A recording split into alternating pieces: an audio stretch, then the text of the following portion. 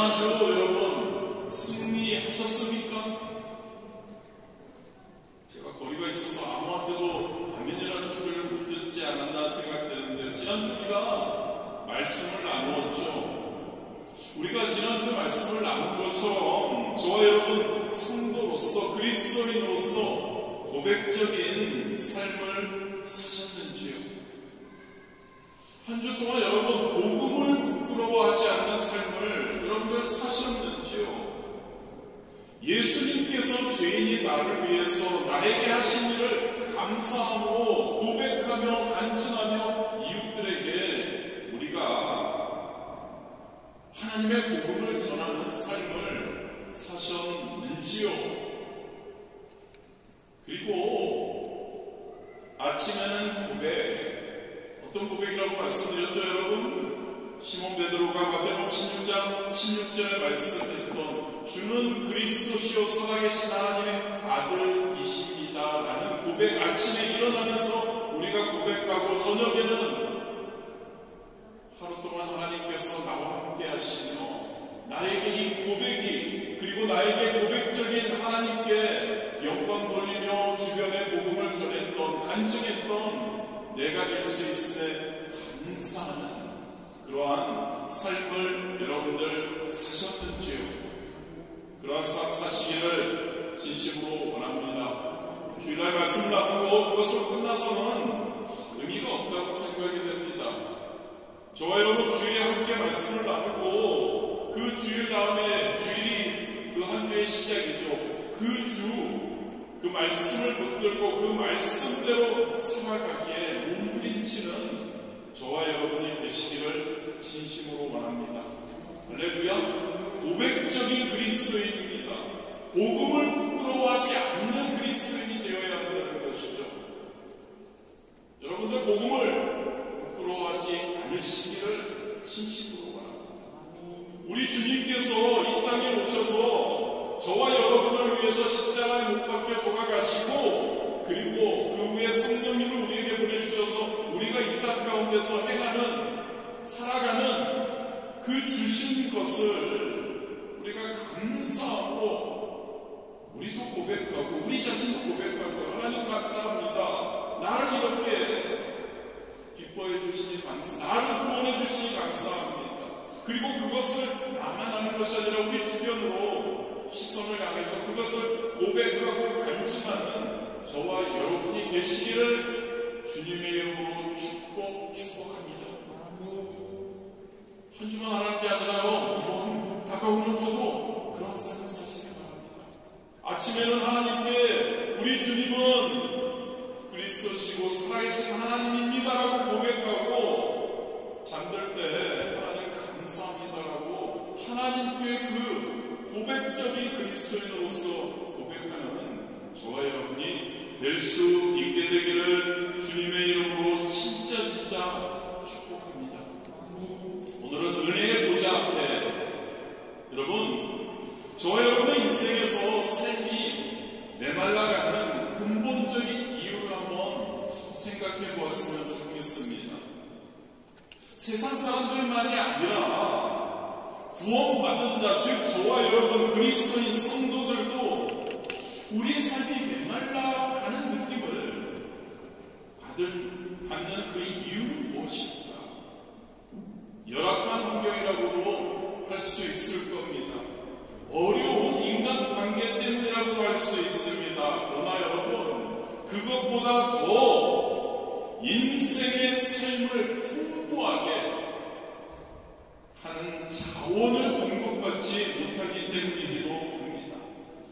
환경이고 어려운 그러한 인간관계보다 여러분, 저와 여러분의 성도로서의 삶에서 풍성하게, 우리의 삶을 풍성하게 해주는 그러한 자원을 공급받지 못하기 때문에 우리의 삶이 메말라가는 거라고 할 수 있습니다. 그렇다면 여러분, 그런 자원은 어디서 올까요? 그 풍성하게 하는 자원, 인간인 저와 여러분에게는 인생의 가장 귀한 자원을 하나님께 공급받도록 설계되었다는 것을 믿으시기를 바랍니다. 그렇습니다. 여러분, 성경은 우리 인생의 하나님과 때 그분이 주시는 풍성한 그러한 복을 누리게 된다고 말씀하고 있습니다. 그런데 우리가 알죠. 죄와 허물로 인해서 이 하나님과의 사귐은 에덴 동산에서 단절되었습니다. 오랫동안 그 단절됨이 있었죠. 그런데 너무 감사하게도 화목제물이 되신 예수님이 그 하나님과 인간 간의 사귐을 다시 열어놓으셨습니다. 할렐루야입니다, 여러분. 이런 하나님과의 사귐을 요즘 표현으로 한번 생각해 보았으면 합니다. 하나님과의 사귐, 하나님과 접속한다는 것. 할렐루야. 하나님과 우리가 접속하는 거죠. 사귀는 거죠. 그리고 하나님이 주시는 그 자원을 공급받아야 하는데 그 공급받는 것을, 그 자원을 우리는 다운로드 한다라고 말씀할 수 있습니다. 그리고 이것을 위해서 하나님과의 지속적인 사귐 안으로 접속함으로 들어가는 것을 영적 습관이라고 우리는 말할 수 있습니다. 그리고 우리는 하나님을 마음으로 믿는 것과 하나님과 구체적인 사귐 소통을 한다는 것 전혀 다른 차원임을 우리는 압니다. 믿는다고는 하는데 하나님과 교제가 없는 경우가 너무나 많은 거죠. 우리의 삶에도 이것은 동일하게 적용되는 것 같습니다. 우리 가장 가까운 관계 속에서 많은 어려움이 있는 것을 우리는 발견하게 됩니다. 왜냐하면 올바른 그 교제가 단절되어 있거나 그 교제가 왜곡되어 있기 때문이죠. 많은 부부들이 서로의 관계와 역할은 하지만 인격적인 어떠한 사귐 소통이 없어 힘들어하는 경우를 너무 많이 보게 됩니다. 서로를 긍휼히 여기고 서로에게 귀 기울이고 공감하는 그러한 사귐, 소통 없다는 것이죠. 많은 가정이 가지고 있는 비극이라고 할 수 있습니다. 우리 빨리 술 먹을 때 가정은 아니고요. 저쪽에 있는 가정들이요. 그 해법, 그 가정이 진짜 하나님 안에서 행복할 수 있는 해법은 두 당사자가 참된 사귐을 가지는 겁니다. 참된 소통이 이루어지는 것이죠. 그리고 그 지속적인 사귐 안에 들어가는 겁니다. 이처럼 여러분, 성경은 하나님과의 교제가 회복되는 것이 에덴의 회복임을 우리에게 말씀하고 있습니다. 저와 여러분, 하나님과 사귀는 방법을 우리는 더 확실하게 다시 한번 오늘 생각하고 그 사귐을 이뤄나갈 수 있어야 하는 줄 믿습니다. 그것을 위해서 우리는 복음적 영성의 의미, 그리고 이 복음적 영성의 의미에 기초해서 지속적인 하나님과의 사귐이 필요하다는 것을 오늘 한번 생각해 보기를 원합니다. 복음적 영성이란 여러분, 예수님을 우리가 구주로 영접한 이후에 예수 그리스도를 닮아가는 삶을 이야기합니다. 그렇습니다, 여러분. 예수님을 구주로 영접했다는 사실은 우리가 예수님의 십자가의 은혜를 통해서 하나님의 자녀가 되었다는 것, 그리고 하나님과 관계가 형성되었다는 것, 하나님과 사귐이 생기게 되었다는 것을 이야기를 하죠. 그리고 예수님께서도, 하나님께서도 저와 여러분이 그리스도를 닮아가는 삶을 새로 자녀된 우리에게 원하시죠. 이를 위해서 하나님께서는 우리 안에 예수님의 성품이 이루어지기를 원하십니다. 그 성품이 이루어지기 위해서 우리 하나님께서는 우리에게, 성도들에게 필요한 자원을 공급하고 계심을 믿으시기를 바랍니다. 그리고 우리는 그 자원을 지속적으로 우리가 우리의 삶 가운데, 우리의 영적인 생활 가운데 받아들여야 한다는 것이죠. 이것이 복음 안에서 우리가 누릴 수 있는 복음적인 영성의 생활이죠. 이것을 이어나가는 것이 바로 또한 영적 습관이라고 할 수 영적 습관 자주 여러분들과 나누었습니다만 영적 습관은 말씀과 기도를 통해서 지속적으로 하나님과 교제 사귐을 갖는 것을 이야기합니다. 우리가 사랑하는 예수님 어떨까요? 예수님도 늘 하나님과의 사귐 안에 거하셨죠. 습관을 따라 행하셨다고 우리 성경은 기록하고 있습니다. 누가복음 22장 39절에서 42절입니다. 예수께서 나가사 습관을 따라 감난산에 가시되 제자들도 따라갔더니 그곳에 이르러 그들에게 이르시되 유혹에 빠지지 않게 기도하라 하시고 그들을 떠나 돌 던질 만큼 가서 무릎을 꿇고 기도하여 이르시되 아버지의 만일 아버지의 뜻이거든 이 잔을 내게서 옮기시옵소서. 그러나 내 원대로 하시옵고 아버지의 원대로 되기를 원하나이다 하시니. 습관을 따라 기도하러 예수님이 가셨죠. 누가복음 4장 16절입니다. 예수께서 그 잘하신 곳 나사렛의 인사 안식일에 늘 하시던 대로 습관대로 배당에 들어가서 성경을 읽으려고 서시되 말씀을 예수님께서는 습관적으로 읽으시고 그리고 말씀으로 충만하셨다는 것을 알 수 있습니다. 습관이 이렇게 중요한 것이죠, 여러분. 좋은 물건을 만드는 장인은 좋은 재료를 먼저 잘 구분할 줄 아는 안목을 가진 사람입니다. 근데 이거는 우리가 알다시피 하루아침에 이루어지는 것이 아닙니다. 지속적으로 그 작업을 하면서 그 재료가 어떤 것이 좋은 것인지를 습관적인 훈련을 통해서 구별해야 장인이 되는 것이죠. 이러한 습관은 최소 60일을 지속할 때 몸과 마음에 지속된다고 합니다. 그렇습니다, 여러분. 저와 여러분 성도로서, 고백적인 성도로서, 그리고 우리가 항상 승리하는 삶을 살기 위해서 하나님의 자녀가 되어서 하나님이 기뻐하시는 말로만 하는 그러한 성도가 아니라요, 삶이 변화되고 삶이 본이 되고 하나님이 우리의 삶을 기뻐하시고 우리 주변에 있는 사람들이 우리의 삶을 보고 하나님을 만나는 그 본이 되는 그 변화되는 삶을 살기 위해서 우리는 영적 습관을 잘 행해야 할 줄 있습니다. 영적 습관의 특징은 좀 전에도 말씀드렸지만 생명의 양식의 말씀입니다. 생명의 호흡인 기도이죠. 이 영적 습관을 우리가 매일매일의 삶에서 우리가 추구할 수 있게 되기를 진심으로 원합니다. 그리고 이 습관이 여러분 우리 인간의 성품을 만듭니다. 그리고 그 성품이 그 인간의 운명을 결정짓죠. 여러분, 습관은 우리의 의식과 무의식의 경계를 잇는 겁니다. 아까도 말씀드렸지만 장인들, 그리고 우리가 가끔 TV에서도 보는 달인이라고 하는 사람들, 그들을 보면 거의 무의식적으로 손발을 움직여서 물건을 만들거나 정밀하게 완성해내거나 어떤 일을 행합니다.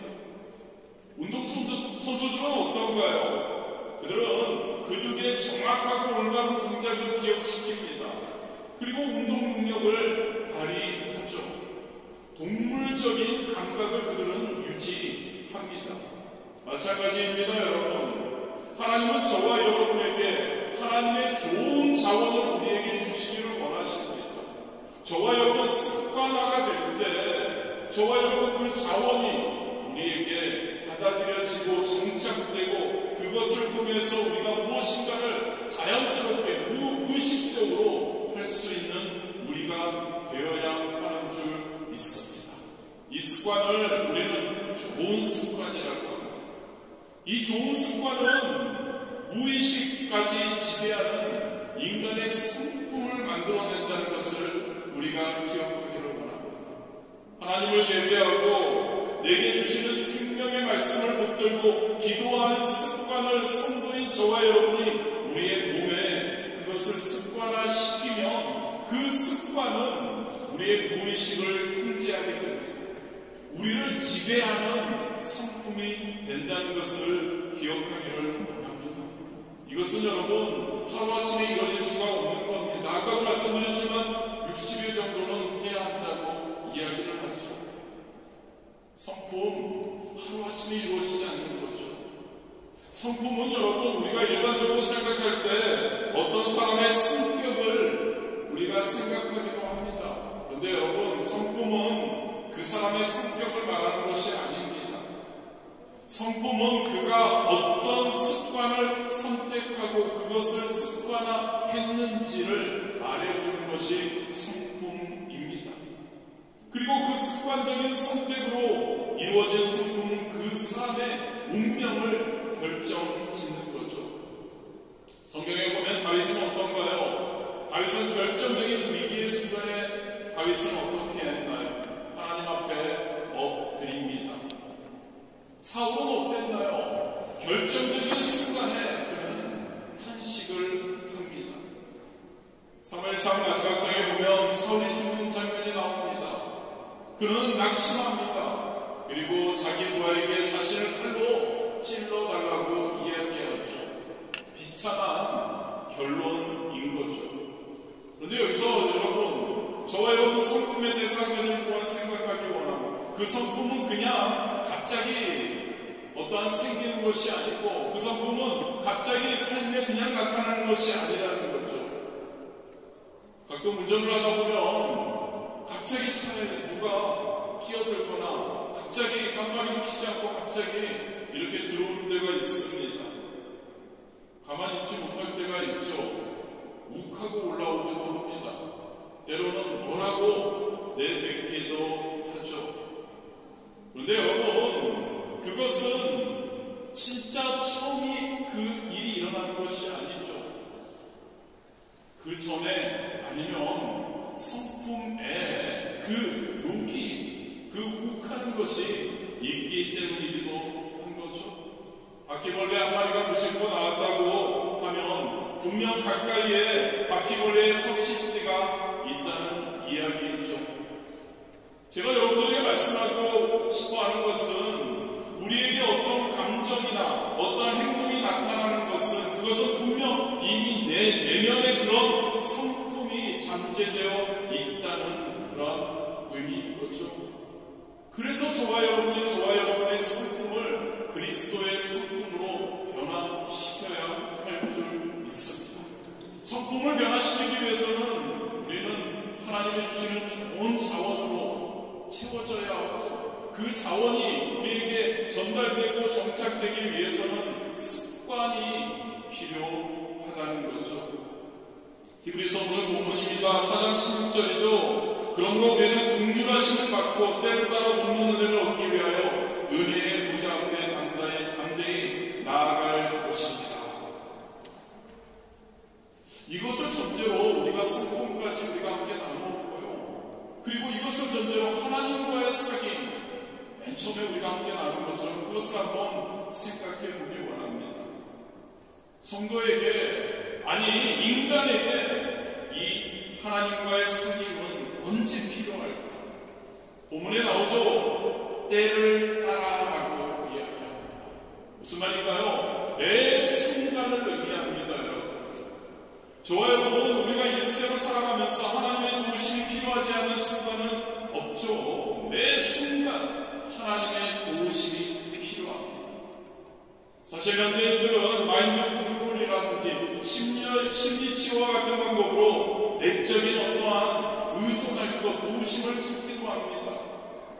이런 방법으로 마음이 흔들리지 않도록 어떤 생각이나 이미지 또는 어떤 대상의 마음을 붙들어 놓기는 합니다.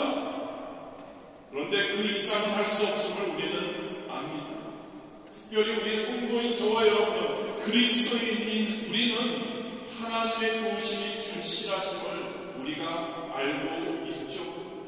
그 도우심, 하나님과의 사귐을 통해서 우리가 받게 된다는 것을 믿으시기를 바랍니다. 그래서 말씀하죠. 돕는 은혜를 얻기 위해서 매 순간 우리는 하나님의 돕는 은혜를 얻기 위해서 우리는 하나님과의 사귐이 필요하다고 말씀하고 있습니다. 돕는 은혜, 하나님 편에서 은혜, 하나님 편에서 값을 치러주신 것을 이야기합니다. 대속하신 속량하심을 의미하죠. 하나님께서는 이렇게 우리를 도와주신다는 것을 믿으시기를 바랍니다. 또한 우리 모두 그 도움이 필요하다는, 그래서 하나님과의 사귐이 우리에게 절실함을 믿기를 원합니다. 그리고 이 사귐을 위해서 우리는 은혜의 보좌로 가야 할 줄 믿습니다. 은혜의 보좌. 은혜의 보좌를 한번 살펴봤으면 합니다. 출애굽기에 보면 하나님은 모세에게 하늘의 모형을 따라서 성막을 짓게 하십니다. 성막에는 분향단과 떡상 그리고 등잔대가 있습니다. 그리고 성소와 지극히 거룩한 곳인 지성소가 있죠. 이 지성소에는 대제사장이 들어가 백성들의 죄를 대신 하나님께 구하고 사함받는 곳이었습니다. 그런데 함부로 들어가면 안 되는 거룩한 곳이었죠. 그래서 그것을 막기 위해 휘장이 가려져 있었습니다. 죄인인 인간은 그곳에 들어갈 수 없었습니다. 오로지 대제사장, 위임받은 대제사장만 그곳에 들어갈 수 있었습니다. 그리고 지성소 안에는 하나님의 언약궤가 있었죠. 그 언약궤는 나무로 되어 있었습니다. 그리고 금으로 덮여 칠해져 있었죠. 양쪽에 손잡이가 있어서 그 언약궤를 들 수 있도록 만들어졌습니다. 그리고 그것을 받으면 마치 앉을 수 있는 소파처럼 만들어져 있었죠. 그 언약궤 안에는 우리가 잘 알고 있는 아론의 쌍난 지팡이와 만나 한 마리 그리고 십계명 돌판이 있었죠. 하나님과의 언약이 담겨져 있는 그 언약궤였습니다. 언약궤의 뚜껑은 금으로 칠해져 있었고 그곳이 바로 그 언약궤, 그곳에 앉을 수 있는 그곳이 바로 보좌, 하나님께서 임재하시는 곳. 하나님이 그곳에서 임재하시며 은혜를 베푸시고 백성들의 죄를 사하셨기 때문에 그것을 하나님의 은혜의 보좌라고 불렀던 것이죠. 여러분, 저와 여러분 하나님의 약속, 하나님의 약속을 붙들고 하나님 약속 안에서 우리는 살아가는 자들입니다. 우리는 부족하기 때문에 그 하나님의 약속을 붙들고 그 약속으로 우리에게 주시는 은혜, 그 은혜가 필요하죠. 그래서 날마다 그 하나님의 보좌, 은혜의 보좌 앞에 나아가야 할 줄 믿습니다. 구약시대 사람들은 성소까지만, 지성소까지만 갈 수 있었죠. 그것도 제사장을 통해서만 나아갈 수 있었죠.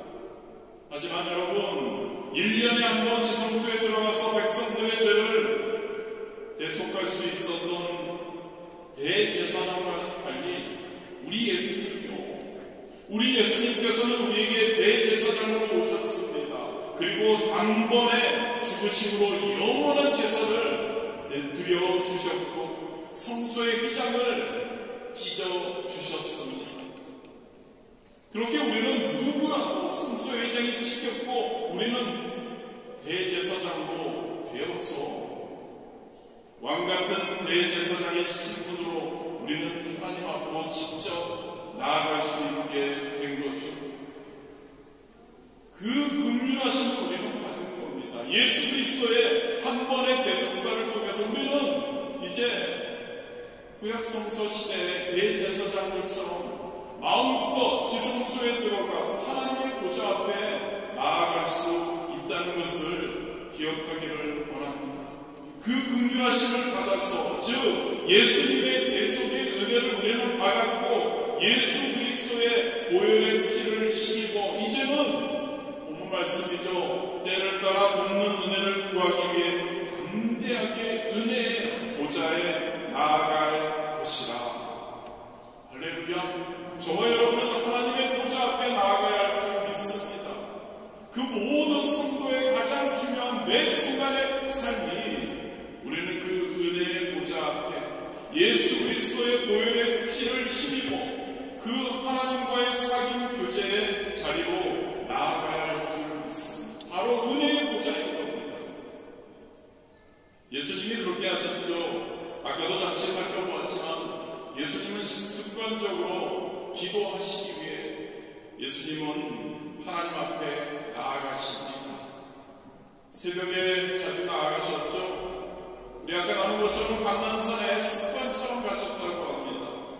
새벽에 하나님께 기도하기 위해 예수님께서는 이 구절 바로 전에 안식일에 예수님께서는 많은 귀신 들린 자들과 병자들을 밤새도록 밤늦게까지 치료하셨다고 기록되어 있습니다. 그런데 예수님께서는 습관을 따라 감난산에 가셔서 하나님과 교제하고 하나님께 기도했음을 우리는 알 수 있습니다. 저와 여러분이 그래야 한다는 것이죠. 기도해야 한다는 겁니다. 습관을 따라 기도해야 한다는 것이죠. 우리 새벽, 월요일과 화요일 우리 새벽 예배를 습관을 따라 우리는 합니다. 할렐루야. 함께 우리가 해야 하지 않을까요? 그리고 예수님께서는 말씀으로 충만하셨죠. 예수님을 우리가 성경에서 생각해보면 예수님은 매 순간 말씀으로 충만하셨습니다. 예수님의 공생의 첫 번째 시험이 광야에서의 마귀의 시험이 있었죠. 40일 동안 성령님에 이끌려서 예수님이 광야에 계실 때 사탄이 나타났죠. 예수님을 유혹합니다. 그런데 여러분, 우리가 잘 알죠? 세 가지의 그 시험. 예수님은 어떻게 그것을 물리치셨나요? 하나님의 말씀으로 모든 시험을 물리치셨습니다. 어떻게 가능했을까요? 하나님의 말씀으로 매 순간 충만했기 때문에. 할렐루야. 예수님은 매 순간 하나님의 말씀으로 충만하셨기 때문에 마귀의 유혹을 단칼에 물리칠 수 있었다는 겁니다. 저와 여러분 어때야 할까요? 하나님의 말씀으로 충만하기 바랍니다. 그래야 우리도 예수님이 행하신 것처럼, 그래야 저와 여러분도 마귀와 싸워서 이길 수 있는 줄 믿습니다. 12살 때 예수님 유월절을 맞아서 성전의 분율을 따라 가신 적 있죠. 절기를 마치고 부모님과 친척들 다 고향으로 돌아가고 있는데 예수님은 성전에 남아 계셨습니다. 율법 선생들과 함께 성경에 대해서 듣기도 하고 묻기도 하시면서 성경에 대해서 논하고 있었죠. 그런데 기록됩니다. 12살 된 어린 예수님의 말씀을 듣는 사람들이 예수님의 지혜와 대답에 놀라워했다고 성경은 말씀하고 있죠. 어릴 적부터 말씀으로 충만했다는 거죠. 율법 교사들과 함께 토론할 정도로 그들에게 성경을 해석하며 이야기할 때 그 율법 교사들이 예수님의 지혜에 놀라워했다는 것. 저와 여러분들의 자녀들 하나님의 말씀으로 충만하게 할 수 있게 되기를 진심으로 원합니다. 성경에 다른 여러 비유들이 있습니다만 생략하고요. 저와 여러분 예수님을 사랑한다고 하고 진짜 예수님의 그 은혜에 감사하고 그것을 고백하는 삶을 살아간다고 한다면 우리는 예수님을 닮아가야 할 줄 믿습니다. 예수님을 닮아가야죠. 그 예수님이 우리의 모델이지 않습니까? 예수님의 성품을 닮아가야죠. 위해서는 우리는 예수님처럼 말씀과 기도로 충만해야 할 줄 믿습니다. 다른 거 없습니다, 여러분. 다른 거 막 찾으려고 하지 마십시오. 저와 여러분 하나님의 말씀으로 충만하다면, 할렐루야. 저와 여러분 하나님과 기도로 그 생명의 호흡이 이루어져서 하나님과 대화한다면 무엇이 필요합니까? 말씀으로 충만한 저와 여러분 되시기를 진심으로 원합니다. 기도로 충만한 저와 여러분 되시기를 원합니다. 충만하기 위해서는 오늘 언급했지만 여러분 우리의 삶의 습관화가 되어야 합니다. 믿으십니까 여러분? 습관화가 되어야 합니다. 좋은 습관이 우리에게 있어야 한다는 거죠. 말씀과 기도 충만으로 하나님과의 사귐을 위해 하나님의 보좌 앞에 하나님과 소통하기 위해 하나님의 은혜의 보좌 앞에 우리는 나아가야 할 줄 믿습니다. 모든 예배를 통해서요 여러분 예배가 왜 우리에게 있습니까? 교회에 왜 많은 예배들이 있을까요? 어떻게 보면 지겨울 정도로 많다고 생각하는데, 그런데 여러분, 예배를 통해서 우리는 무엇을 합니까? 예배를 통해서 은혜를 받는다고 합니다. 그 은혜를 받는 게 무엇입니까? 하나님의 보좌 앞에 나아가는 겁니다. 하나님의 보좌 앞에 나아가서 하나님께서 주시는 위로와 하나님께서 나를 사랑한다는 걸 다시 한번 체험하는 것, 그게 은혜의 보좌 앞에서 우리가 느낄 수 있는 것이죠. 예배, 모든 예배, 그 예배들을 통해서 하나님의 보좌 앞에 나아가는 저와 여러분이 되시기를 축복합니다. 말씀 충만을 습관화하기 위해서 모든 우리 교회 예배도 있지만 지겨우시겠지만 제가 계속 강조하지만 매일 말씀 묵상 우리가 공동체적으로 하고 있습니다. 왜 매일 우리 조반자 스님이 우리 톡방에 매일 아침마다 잊지 않으시고 그것을 올려주실까요? 여러분들이 말씀 충만을 위해서 습관화가 되기 위해서 하는 겁니다. 할렐루야. 습관화시켜야 합니다. 그렇지 않으면 우리 성품이 변하지 않는다고요. 우리가 말로는 그리스도인이라고 하고 우리는 성도라고 하고 우리는 하나님을 기뻐한다고 하고 하나님을 기쁘시게 하기 원한다고 하지만 습관화가 되지 않으면 우리는 할 수 없다니까요. 믿는 여러분들 되시기를 진심으로 원합니다. 매일 말씀 묵상 있죠. 매일 우리가 공동체 성경 읽기, 매일 말씀 묵상 다 있습니다. 기도 주만을 위해서 습관화하기 위해서 매일 저녁 기도에 있습니다. 아까 나온 것처럼 아침에는 고백하고 저녁에는 감사하는 우리가 되어야 할 줄 믿습니다. 이렇게 해서 은혜의 보좌로 매일 매 순간 하나님의 도움이 필요한 인간이기에 매 순간 하나님의 은혜의 보좌 앞으로 우리가 나아갈 수 있게 되기를 진심으로 원합니다. 단어는 그거죠, 여러분. 말씀 충만, 기도 충만, 습관합니다. 습관하기 위해서는 매일매일 정해진 시간이 우리가 60일, 최소한 60일 정도예요. 해야 합니다. 오늘이 14일이죠. 2024년 시작하는 14일. 많은 분들이 14일 동안 지금 해왔다고 생각이 됩니다. 우리 권사님만 하셨다고 권사님만 아멘 하는데, 여러분, 우리 교회에서 하는 예배, 모든 예배예요.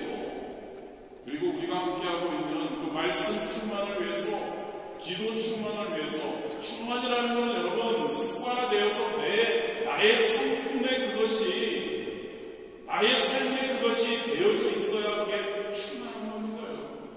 할렐루야. 충만함이 그냥 말로만 내가 말씀 충만하고 기도 충만 말은 쉬운데, 그것이 여러분 우리의 삶에서 우리의 삶을 지배하는 것, 우리의 삶에서 우리의 삶을 이끄는 것이죠.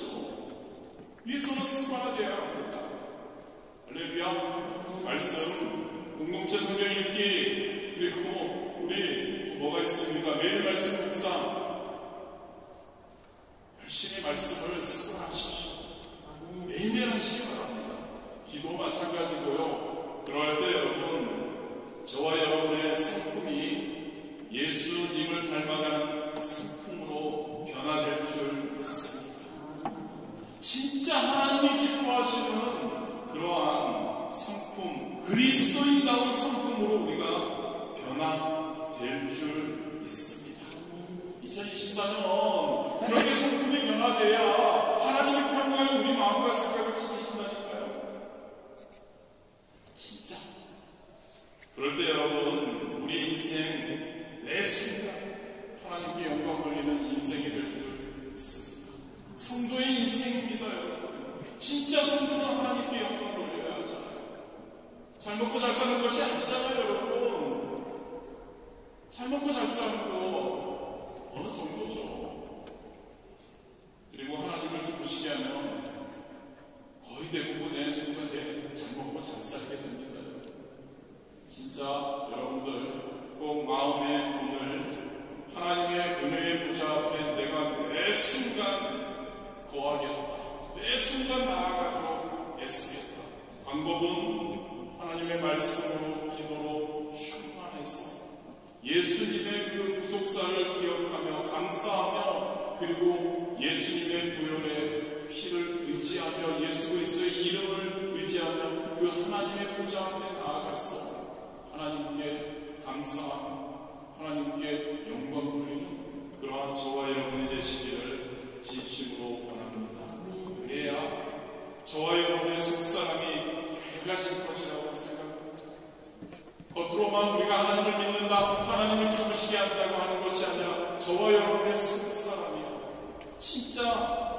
하나님의 은혜로 밝아지고 천국의 빛깔로 우리의 물들어갈 때 진짜 변화가 2023년 저와 여러분에게 그리고 우리 파리 순복음교회에 임하게 될 줄 믿습니다.